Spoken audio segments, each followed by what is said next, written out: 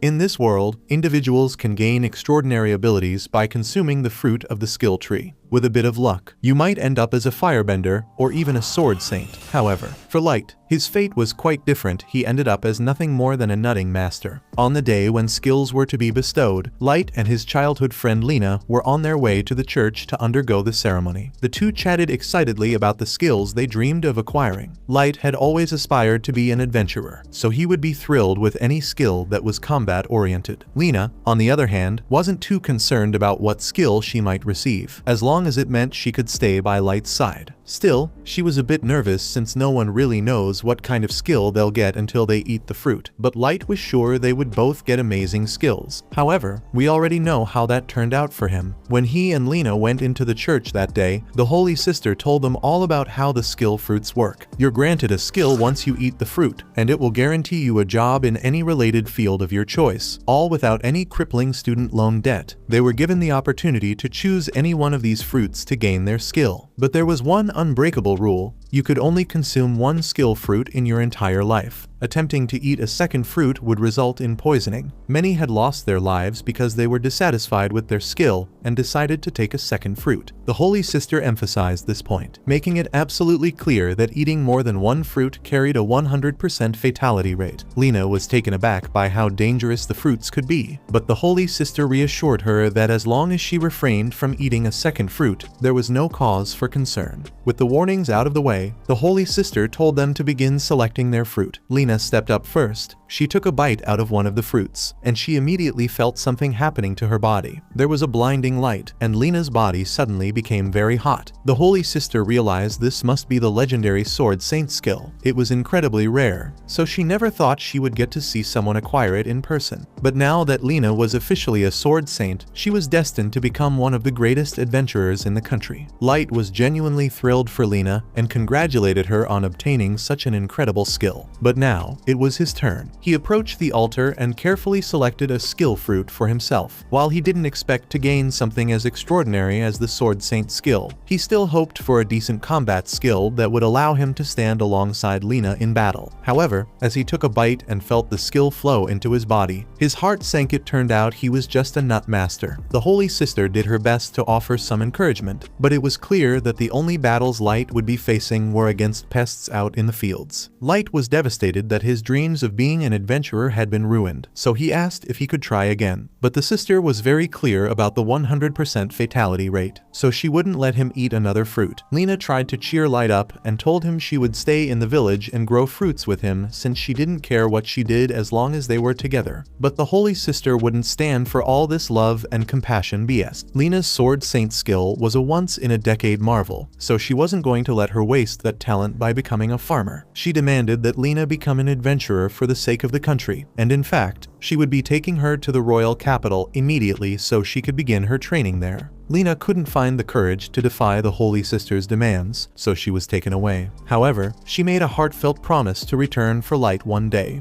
3 months had gone by since that life-changing day, and Light was doing his best to embrace his new reality by focusing on his role as a farmer. Using his powers, he ensured the nuts grew large and healthy, and once they were ripe, he sold them in town to earn a profit. Life wasn't terrible for him, as long as he kept those nagging thoughts buried deep in the back of his mind. One day, he headed into town to sell his nuts, but since his nuts were so small, he got paid very little for them. As he was walking back to his house, he noticed a poster with some news about Lena. She had apparently been promoted to S rank in the 3 months since she left the village and was doing incredibly well for herself. Of course, he was happy for her, but thinking about how well she was doing just made him feel like an absolute failure, even though he knew he didn't have the skill to become an adventurer. Light had been training every day in hopes that he might naturally unlock a sword skill or something. He swung his sword at a tree stump over and over, convinced that if he could manage to split it in half, he could prove himself strong enough to become an adventurer through his own effort. But hard work doesn't always yield results, and all he gained from his relentless training were a pair of bruised wrists. Collapsing to the ground in defeat, he began to wonder if Lena still remembered him. She had promised to return, but with all the fame and fortune she must have achieved, he wouldn't be surprised if she had completely forgotten both his name and his face. Just then, a little girl named Isla walked up to Light and said she brought him a cup of water. she was pretty much an orphan, and the village chief didn't want to deal with her. So he kind of just left her on Light's doorstep one day. Light saw that she had nowhere to go, so he decided to take her in, and the two had been living together ever since. Isla told him she was done with dinner, so if he wanted to, he could come inside to eat, and Light happily obliged. He took his first bite of the food, and while he ate, Isla asked him how today's harvest went. All in all, Light remarked that today's profits were quite decent, especially now that he had started focusing on cultivating skill fruits. He made a point to mention that he had carefully sorted all the skill fruits into boxes clearly marked with skull emojis, emphasizing that Isla absolutely must not eat any of them. Isla, however, hadn't been aware of the dangers associated with consuming skill fruits, so Light's warning was definitely helpful, or at least it would have been an hour earlier, as she had already used several of those fruits to prepare the stew they were currently eating. Light got up in a panic and asked if she was sure she put skill fruits in the stew, but she definitely did, and from what the Holy Sister said, eating a second skill fruit was a guaranteed death sentence. All of a sudden, Light's body began to feel hot. He felt a pain in his chest, so he believed this was how he would die. He fell to the floor, and in his final breath, he apologized to Isla because this was his fault for expecting her to understand the labels when she didn't know how to read yet. As he lay on the ground waiting for death to claim him, Light noticed that it was taking far longer than expected. Sitting up, he was stunned to find himself completely unharmed. Isla noticed the bewildered look on Light's face and asked if he was okay. That was precisely the source of his confusion. Consuming a second skill fruit was supposed to be fatal, so how was he still alive? Just then, a sharp headache struck him, accompanied by the surge of a new skill's power flowing through his body. Isla started to feel a sharp pain in her body as well, and since she ate the stew, that must mean she was about to acquire a skill too. All of a sudden, she was able to see words floating in front of Light and read out the info of his Nut Master skill.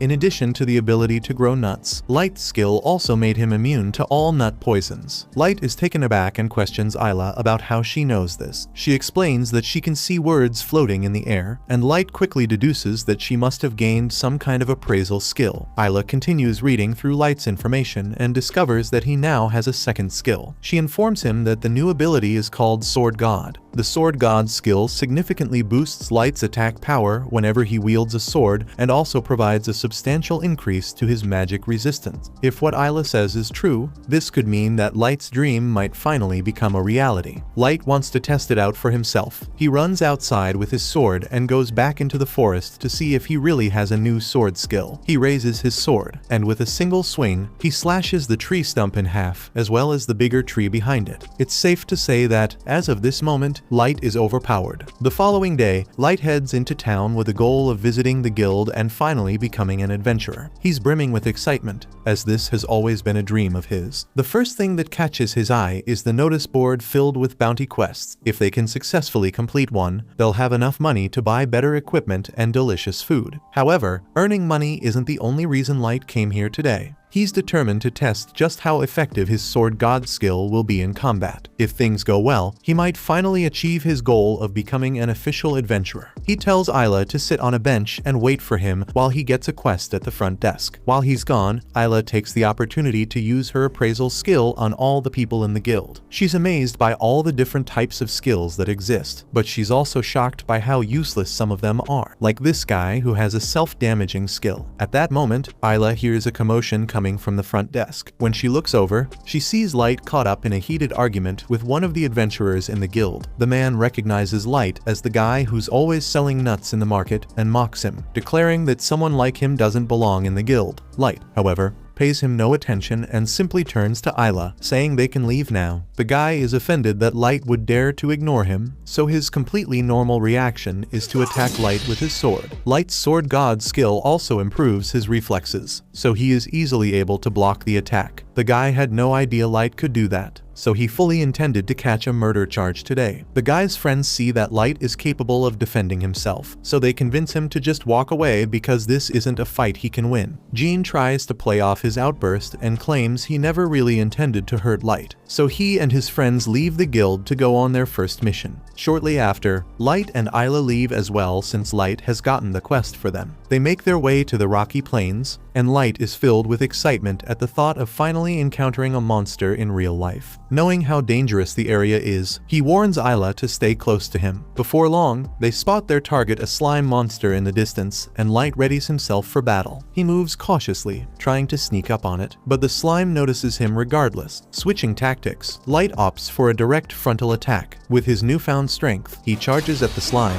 slicing it cleanly in half and unintentionally splitting the ground beneath it in the process. He's happy that his skill really is useful in battle, but he knows he's going to have to work on his power management so he doesn't cause any more collateral damage. Isla congratulates Light on his first successful quest. They need to cut the slime up and bring the parts back to the guild so they can exchange it for money. Isla says she feels kind of bad about cutting the slime's body up, but Light reminds her that they'll earn enough money for pizza if they sell the slime parts. Isla throws her morals out the window and begins dissecting the slime. At that moment, they hear shouting coming from the other side of the plains. Rushing over, they find Jean and his party under attack by a massive ogre. The group had deliberately chosen an easy quest, planning to kill a slime and head home, but they never anticipated encountering an ogre. The orc swings its weapon at them, forcing everyone to leap out of the way, even though they managed to avoid the initial strike. It's clear they have no chance of defeating such a formidable opponent. Light calls over to them to ask if they are all right, and as soon as Jean spots him, he comes up with a plan to escape. He and his friends start running straight at Light. Light is a bit confused by what they are doing, but then they run past him, and he realizes they are trying to use him as bait so they can flee. The ogre now intends to attack Light, so he has no choice but to fight it. In fact, this works out well for him since he needs to test the limits of his new skill. The ogre swings its mace toward him, and Light quickly jumps to the side to dodge the attack. However, his approach is dangerous, prompting Isla to warn him that his sword god skill doesn't enhance his defense. If he takes even a single hit, it could be fatal. Despite the risk of death, Light remains determined not to back down. He's resolved to become the world's greatest adventurer, and if he's serious about achieving that dream, he knows he must conquer this challenge. He has finally gotten used to his body's new strength, so Light jumps into the air. As the ogre tries to strike him, he slashes its mace in half. No matter what it takes, he will make sure he catches up to Lena so the two of them can be together again. In one swift motion, he brings his sword down and cuts the ogre cleanly in half, all while Jean and his friends watch from a nearby hill. A short time later, Light heads back to the guild to trade his items for money. The receptionist, however, finds it difficult to believe that he managed to take down an ogre on his own. To prove it, Light presents the ogre horn he brought back, and to back him up, Jean's friends confirm that they witnessed the entire fight and can vouch for him. Convinced by their testimony, the receptionist accepts his story and asks him to wait a moment while she retrieves his reward. Meanwhile, Jean's friends thank Light once again for saving them. At that moment, a crowd begins to gather near the front of the guild, prompting Light to ask if something has happened. Jean explains that the S-rank party has just returned. This is the very same S-rank party that Lena joined, and it's the first time Light has seen her in the past 3 months. Light approaches her and tries to greet her, but to his shock, Lena responds by saying, "I've never met this man before in my life."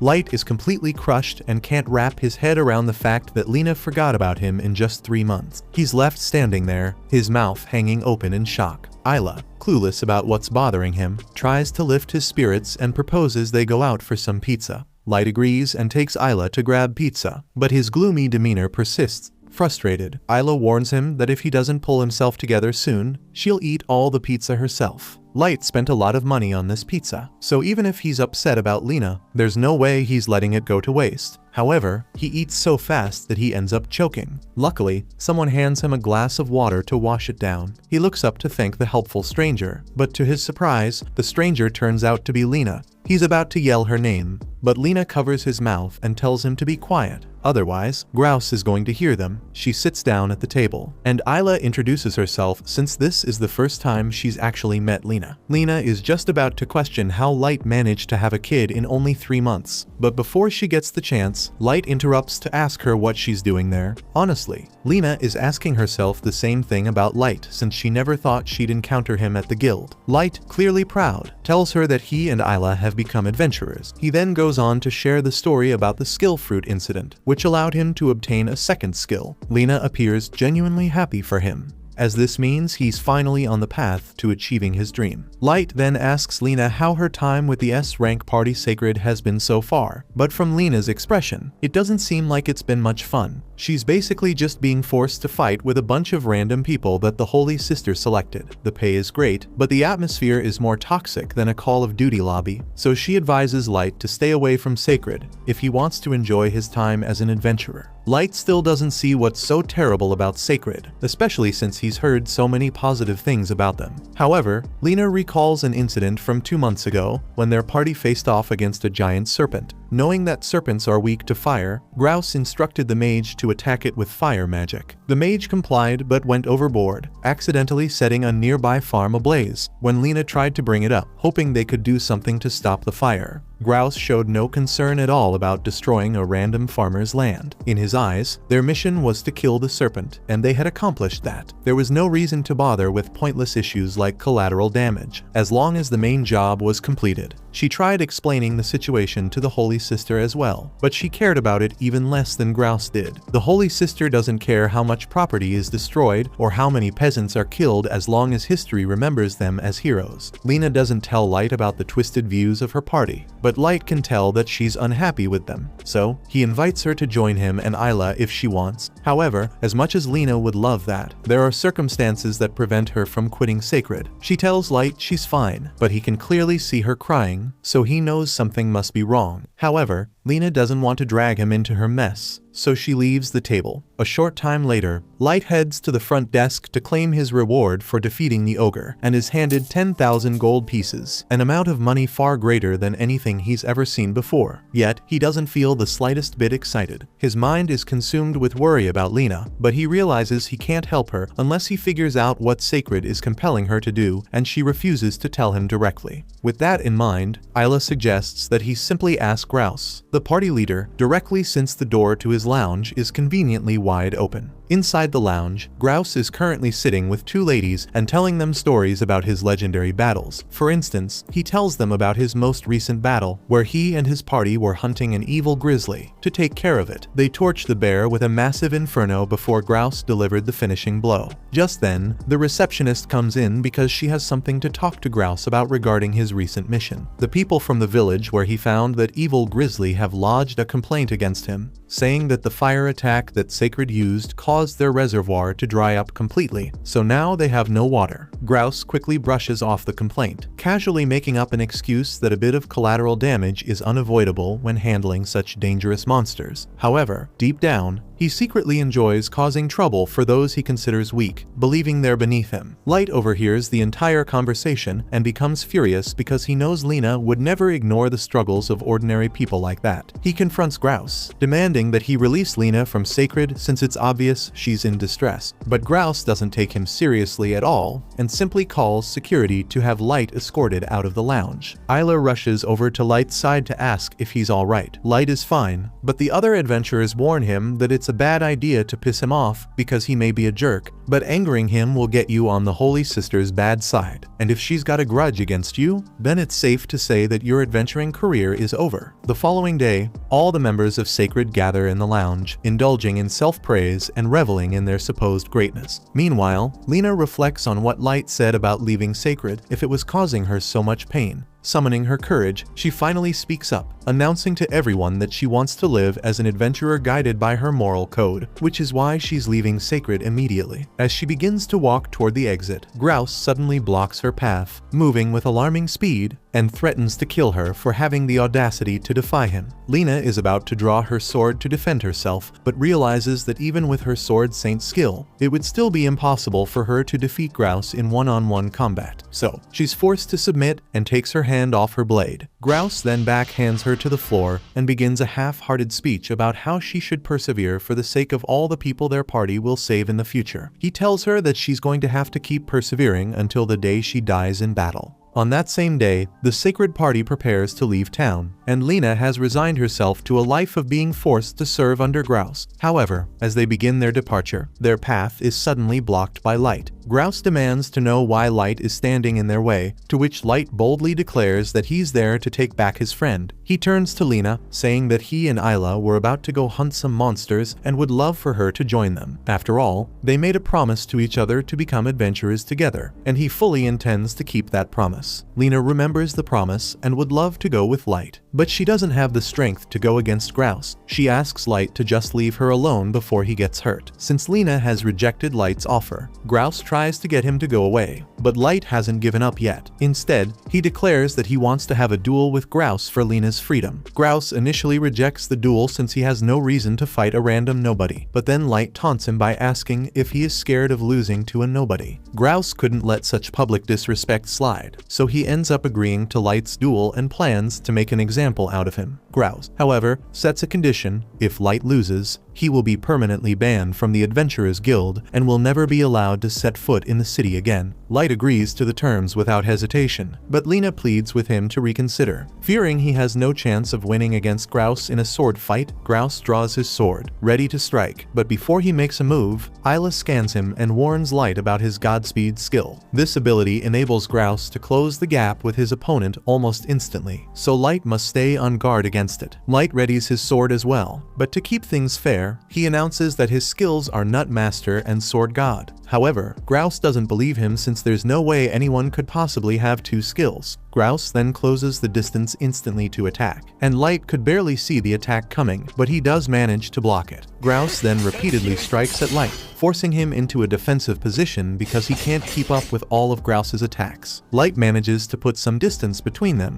but it doesn't last long. Grouse appears behind him in a flash and drives his knee into Light's side. No matter where they are on the battlefield, as long as Grouse is within range, he can teleport there instantly. For Light, there's no place that's truly safe. Acknowledging how incredibly strong Grouse is, Light still refuses to give up and charges forward to attack. Unfortunately, Grouse sidesteps just before the strike lands, and while Light is momentarily off balance, Grouse shatters his sword. With Light's weapon destroyed, the battle seems all but decided. However, Grouse is feeling generous today, so he tells Lena that he will spare Light if she swears her undying loyalty to him for the rest of her life. Light, however, tells Lena that she doesn't have to worry because he will find a way to win this match. Light may have been losing up till now, but Lena chooses to put her faith in him and trusts that he can win this battle no matter what. Grouse, sick of all this disrespect, plans to kill Light with his next attack. Light still doesn't have a sword, so he glances around for a substitute and decides to borrow a broom from one of the spectators. Grouse assumes Light is mocking him, and he's not entirely wrong after all. Light could have easily borrowed Lena's sword instead. Despite this, Light is fully confident that he can defeat Grouse with just the broomstick. He begins to visualize it as a real sword and focuses on preparing for Grouse's attacks. Up until now, he's been falling behind because he's been fixated on watching Grouse's movements. However, with his Sword God skill granting him exceptional reflexes, this time, Light decides to trust his instincts and strike when the moment feels right. Thanks to Light's changing strategy, his body is able to react the second Grouse gets within range. He uses the broom to smack Grouse's face so hard that he gets sent flying into a brick wall. Grouse is out cold,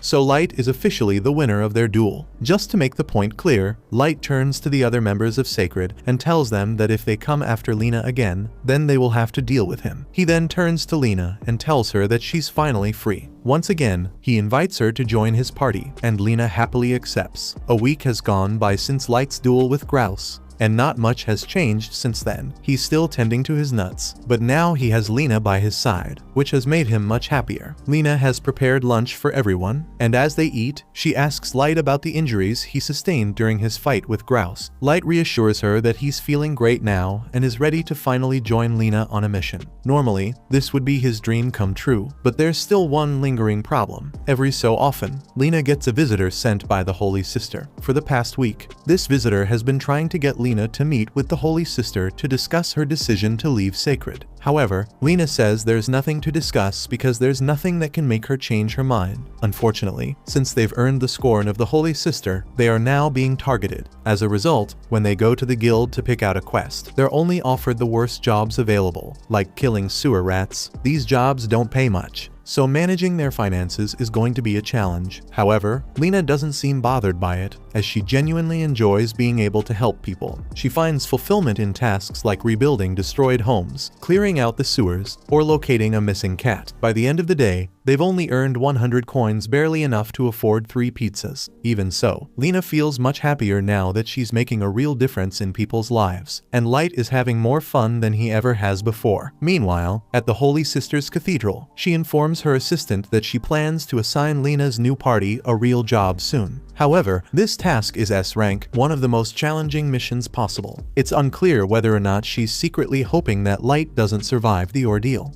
The following day, Light and the group set out for the Montes Valley to tackle their latest quest. However, the fog is so dense that Light can barely figure out which direction they're heading. He turns to Lena to confirm if they've reached the correct location, and she reassures him by consulting the map, saying they should be nearing the mansion. Just then, Light's horse suddenly rears up, almost throwing him off as they come upon the mansion, and it's clear that the horse won't be able to make it all the way down there. 3 hours earlier that day, as Light and his group were making their way into the guild to select their next quest, they found the receptionist already waiting for them with a special assignment. She was relieved to see Lena's party and urged them to take on the quest, emphasizing the need for it to be resolved quickly to ensure everyone's safety. However, there was little information available about the situation, and she admitted she had no idea what might be causing it. The trouble began when an adventuring party traveling to the northern Montes Valley vanished during their quest, and every time they sent other adventurers to investigate, they also mysteriously disappeared. What's even more alarming is that both A and B rank adventurers have vanished in that valley, meaning that whatever is behind these disappearances must be extremely powerful. The receptionist gives the group a list of the missing adventurers, and to Lena's shock, she recognizes them. They were the very people who taught her everything she knows about adventuring back when she was just starting out, which makes her deeply concerned for their well-being. The only lead they have is that all the missing adventurers were last seen visiting the residence of the former Count of Montes. Count Montes was a legendary adventurer who amassed great wealth before retiring in the region. While there's no record of what abilities the Count might have had, he passed away over 30 years ago, leaving his mansion to crumble into ruin.